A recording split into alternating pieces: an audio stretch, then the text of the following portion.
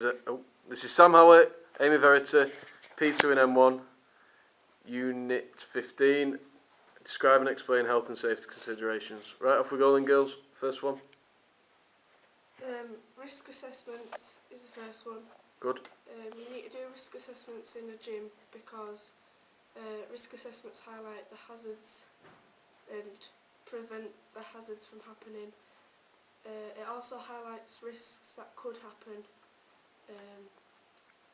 and helps put control measures in place so you can minimise the risks and prevent people from getting hurt. Good. Sammy? The second one's first aid kit. You need a first aid kit in the gym, obviously in case someone hurts themselves and needs medical attention straight away.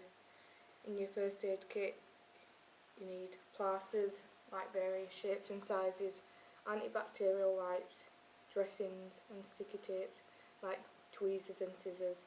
And by having all this in your first aid kit you're prepared for like any accident that may occur in the gym.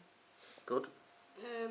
The next one's fire alarms, and you need working fire alarms in the gym because if you didn't have the fire alarms and the fire occurred, then people might not know as soon as they should, therefore people could get injured.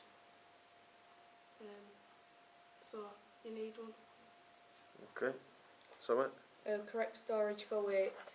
In the gym you need a correct storage for weights because if obviously the weights are all over the gym then someone might trip or fall over them and have a serious injury, and this would be the gym's fault because they haven't got the relevant storage for weights and are putting the clients at risk. Good. The next one's to make sure that when the weights are put away that they're put away properly, and this is because if they're not put away properly then they could fall off the thing that they're stored on and like fall on somebody's foot or get in the way of someone, then they could get hurt. The rack, yeah. Yeah, the rack. Yeah, good. And the last one is induction for clients, because before people can use the gym they need to have a gym induction, and this way they know how to use all the equipment properly, and they have to fill in a form about like the medical history, any recent injuries, and that's why gym induction is so important, because it makes sure a person is fit and well to use the gym. And if one isn't done and a person works too hard, then obviously a person could like faint and it'd be the gym's fault because they haven't followed the relevant policies. Good. Do you know what that form's called? The one for the health and for the health of the client. Is it PARCU? Yeah. Do you know what it stands for? That. Physical Activity Readiness Questionnaire. Good. Bang on. Right. So, Amy, just tell me the three you chose. I'm just going to ask you a quick few risk questions. assessments, fire alarms and weights put away properly. Right. So, if you're doing a risk assessment in the college gym downstairs, just give us two things that you'd be looking out for to make sure it's been assessed properly.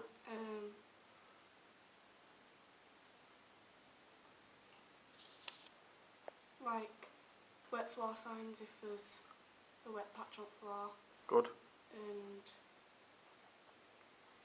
weights put away properly. Right. Good stuff. Sammy, which three did you pick? First aid kit, correct storage for weights and induction for clients. Right, so if you're doing an induction for a client, so a client comes into the gym, you're the gym instructor, what would you be doing in that induction? Like showing them around the gym and how to work the machines properly and safely. Right, and then if the client had any questions, say about how to use any equipment, for example the bench press, or they were unsure of how to do a squat or lunge, what might you have to do? Show them. Right. So how might you be doing that then? Just. I don't know. Give an example and like show them actually how to do the squat instead of like saying, oh, do it this way. Then actually do a. Oh, I don't know what the word is. What? Demonstration. Yeah, demonstration. Demonstration. Okay, good. Right. Are those six then which you think's the most important one in a gym for health and safety? Risk assessments. Right. Why is that then? Because it, I don't know, it just spots out the risks and hazards, and then